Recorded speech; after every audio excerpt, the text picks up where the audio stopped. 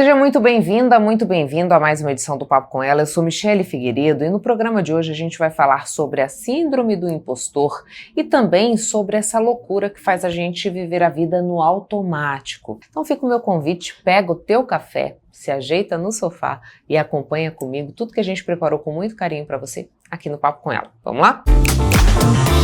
Você já conquistou algo importante, mas mesmo assim sentiu que não merecia estar ali? Teve aquela sensação incômoda de que a qualquer momento alguém pode descobrir que você não é tão boa ou tão bom quanto parece?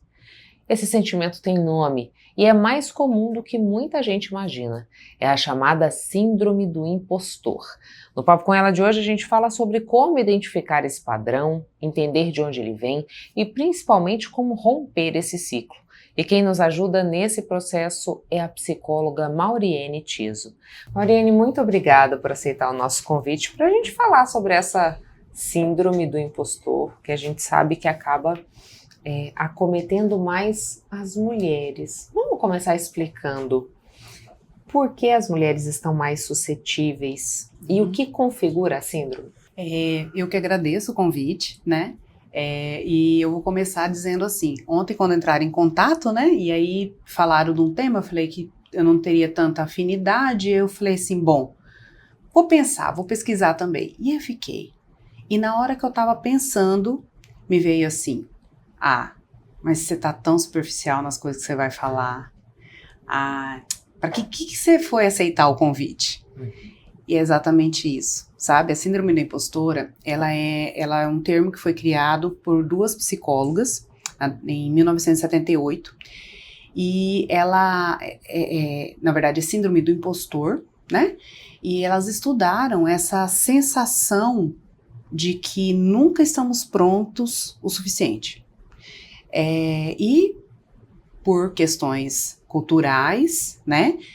Isso acaba ficando mais pesado para nós, mulheres.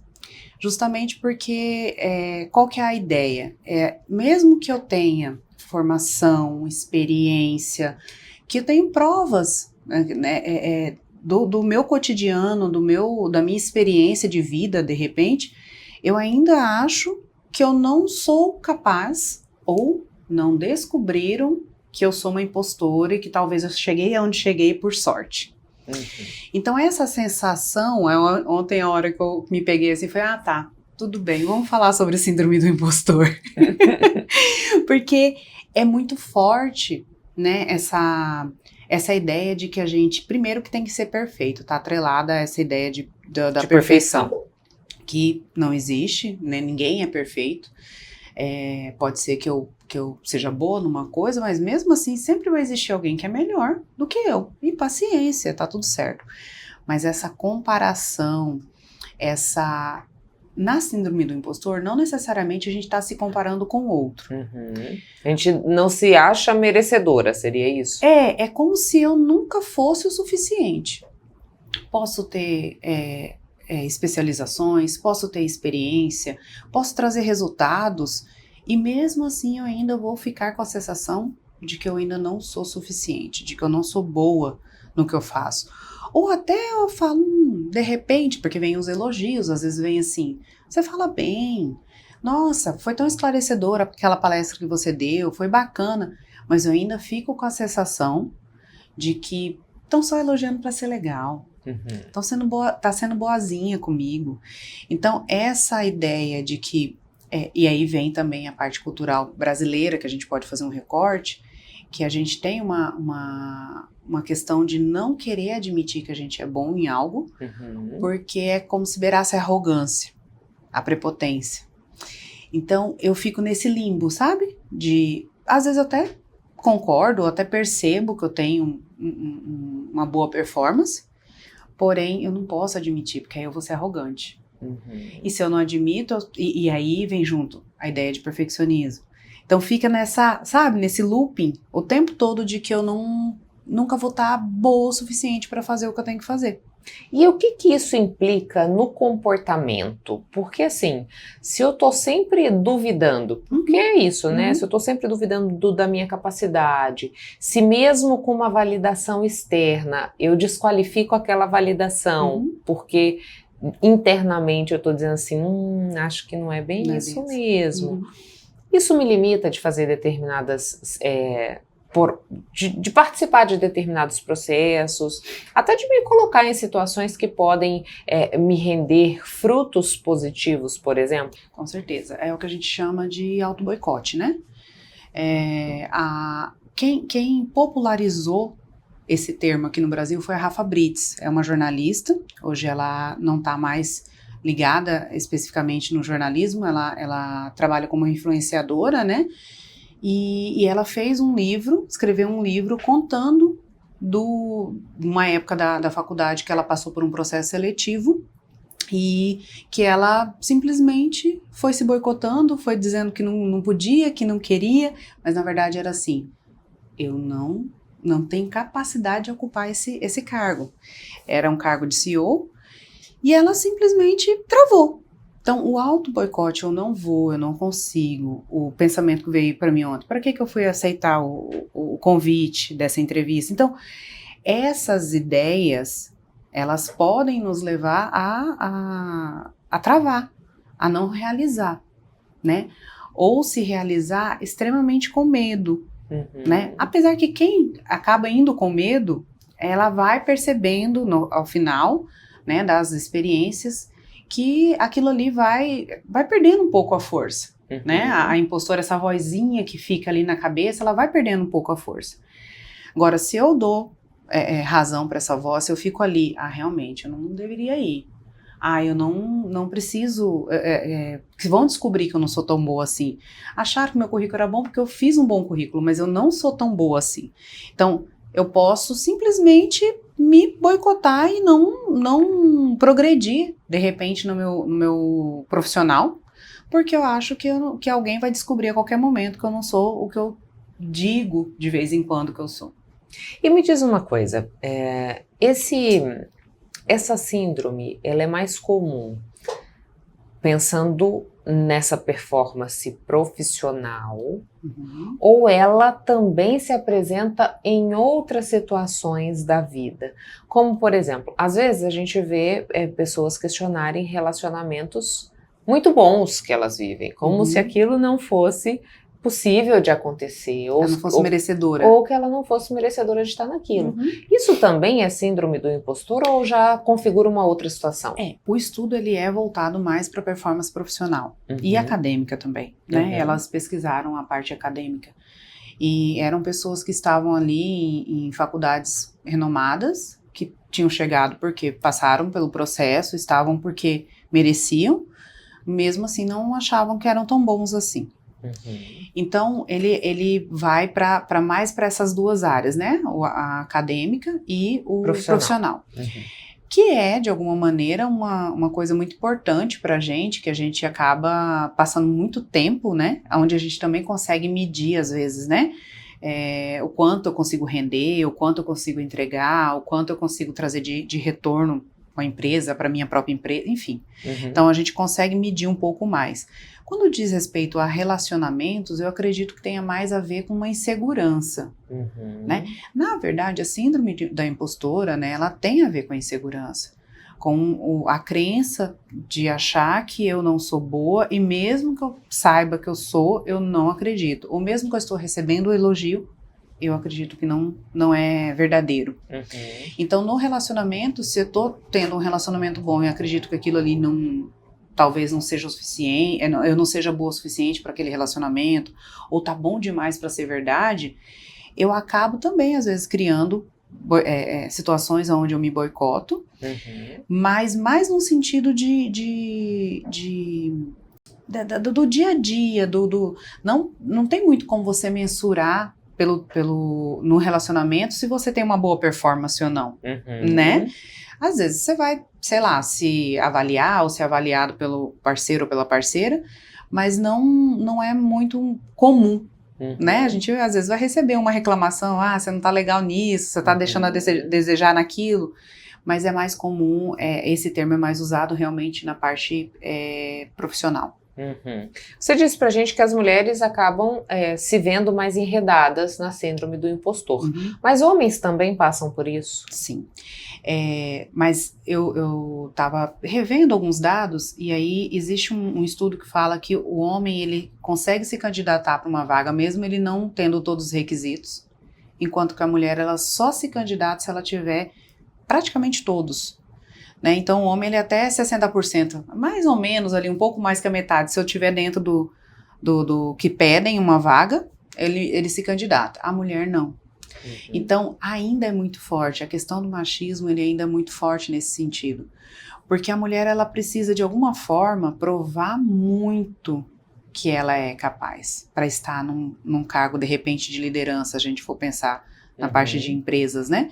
Então, ela precisa desempenhar e trazer comprovar, né? Que ela é boa naquilo ali, que ela vai trazer resultados muito mais do que um homem. Uhum. Então aquela postura às vezes mais dura, mais daquela líder que exige mais, que às vezes é um pouco mais estressada, é quase que comum entre as mulheres, porque elas precisam, a pressão é muito maior. Uhum. De modo geral, a gente não pode dizer que é uma regra, mas de modo geral é um pouco maior a pressão para que ela desempenhe. E aí tem vários fatores, né? Idade, maternidade. Então, assim, tem que se provar, parece que todos os dias. E aí a gente tem uma contrapartida, a gente se prepara muito mais. Uhum. Né? Nós mulheres, a gente estuda mais, tem maiores índices de especializações, e mesmo assim a gente ainda acha que é também um efeito, tá? Da síndrome. Parece que eu preciso estudar mais, ter mais cursos, pesquisar mais, entender mais, e mais, porque eu nunca vou estar boa o suficiente. Nunca me sinto pronta, né? Uhum. E Moriene, quando a gente fala da síndrome, né? Você deu aí pra gente um panorama do que acontece, por que as mulheres são mais acometidas.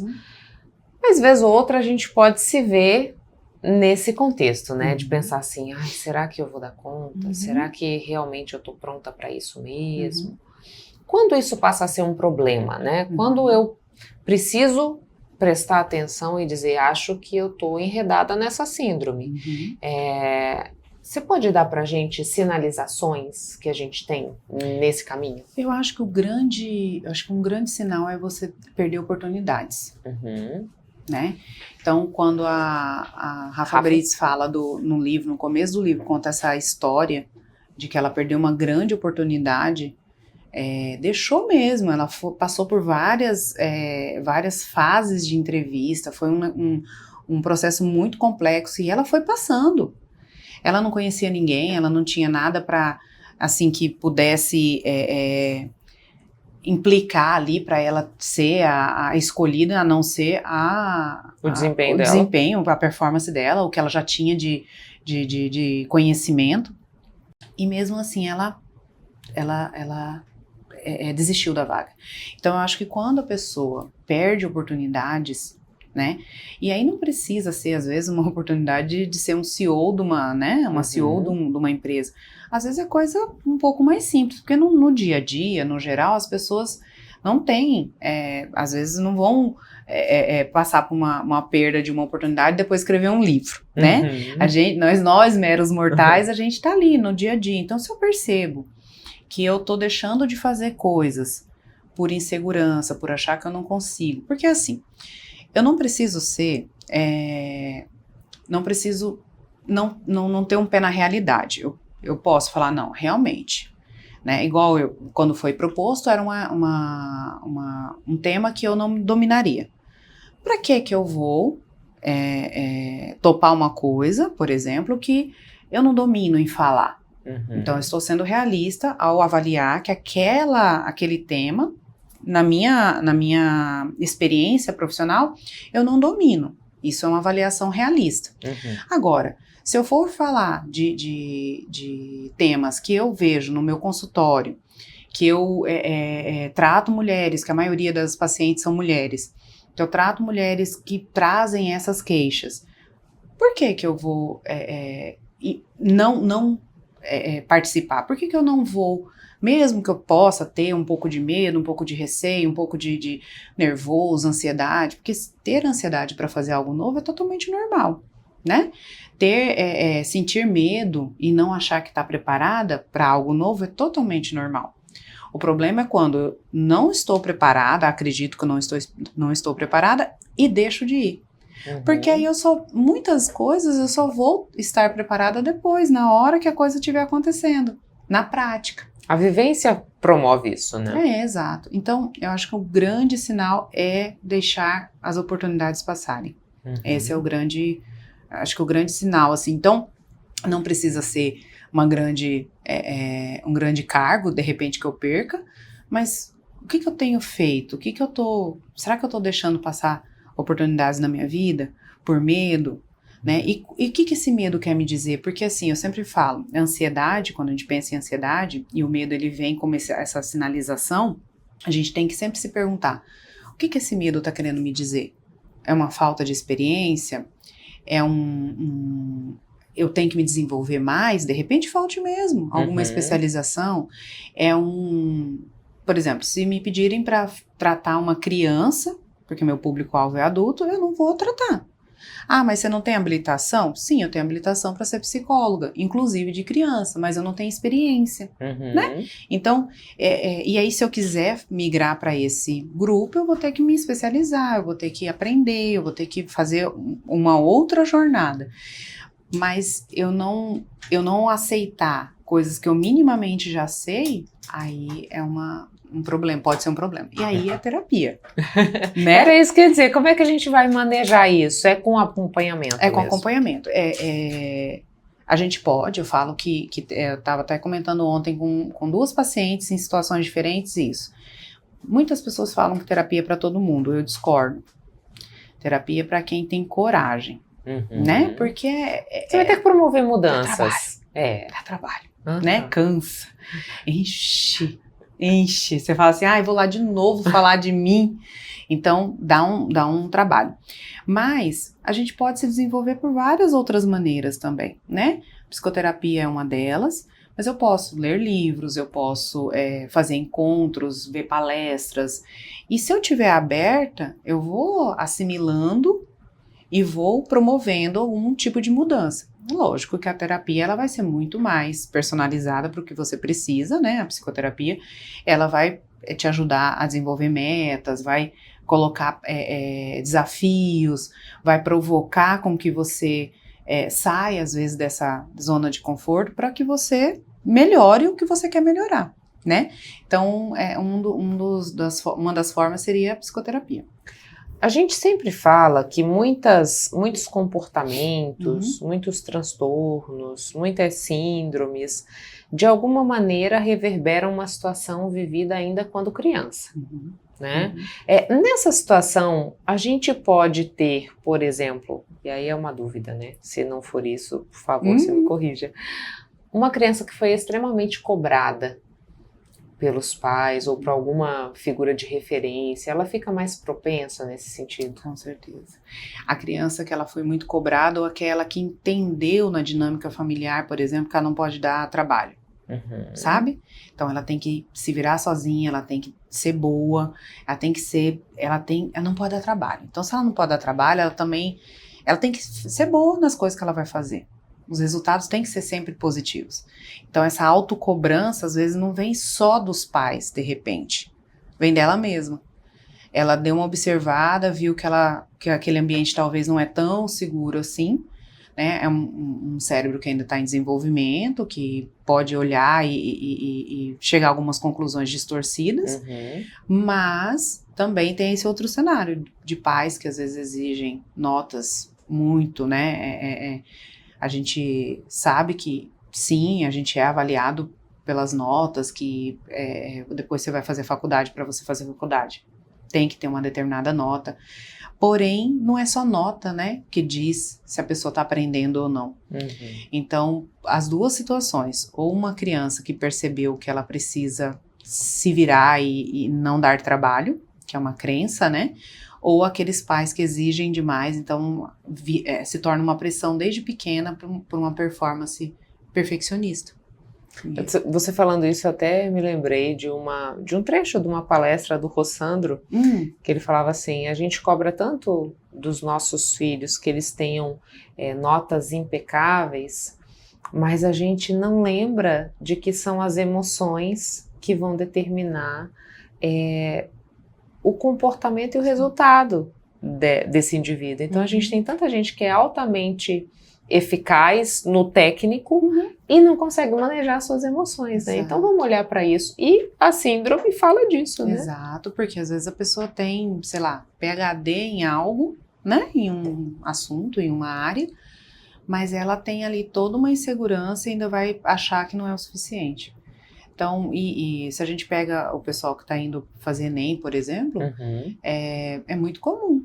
Às vezes fizeram em escolas incríveis e têm conhecimento, se dedicam, não é uma pessoa que levou de qualquer maneira o ensino médio e não tira boa nota, porque na hora da prova a emoção toma conta. E aí eu brinco assim, né, que a gente tem essas duas instâncias, né, a gente tem a razão e a gente tem a emoção, todo mundo. Algumas pessoas são guiadas mais por uma ou por outra, mas todo mundo tem as duas. E aí eu falo, quando a emoção entra em cena, a gente fica burrinho, né? Porque aí a gente, parece mesmo aquela cena do Divertidamente, onde tá todo mundo gritando ali, aquela coisa, aquela bagunça na área, na sala de comando ali, porque o racional caiu. Então, aprender a regular essas emoções não é negar, não é dizer que não pode sentir, não é dizer que é errado, que é feio, que é fraqueza, mas é aprender a regular para as emoções virem à tona quando precisam e para a racionalidade tomar conta quando for necessário também. Que é um desafio. Exato. Que é o tal do equilíbrio que o pessoal fala. Que a gente tanto persegue, né? Mariane, muitíssimo obrigada pelas informações. Deixo o espaço à disposição caso você queira trazer mais algum esclarecimento ou deixar uma mensagem pra gente. Eu acho que acho que uma mensagem que a gente pode deixar é para esse medo, né? Essa vozinha que eu falo. Tem paciente que fala assim, mas eu escuto uma vozinha normal, fala, tá ela tudo é tão certo. Crítica, né? Aí a gente fala assim, vamos só dar uma baixadinha nesse volume. Então acho que começar a pôr à prova, né, essa voz, essas determinações que às vezes falam, né, porque a gente escuta assim internamente de você não vai dar conta, você não é boa. Mas será que eu não sou mesmo? Quem você pensa que é, né? Pra ir aí? Quem que você tá pensando que é? Então, começar a dar uma duvidada nessa voz, entender que um pensamento ele é só um pensamento, que ele talvez não tenha ele não tá tão real quanto às vezes a gente pensa, né? Porque ele pode ser um pensamento muito emocional, então ligado à emoção. E de novo, quando a emoção entra, a gente fica um pouquinho burro. Então, fazer esse questionamento faz com que a gente consiga dar uma diferenciada da realidade e do que é uma sensação, uma percepção nossa.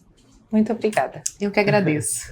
Agora a conversa é com quem tem carro com placa final 8, 9 e 0.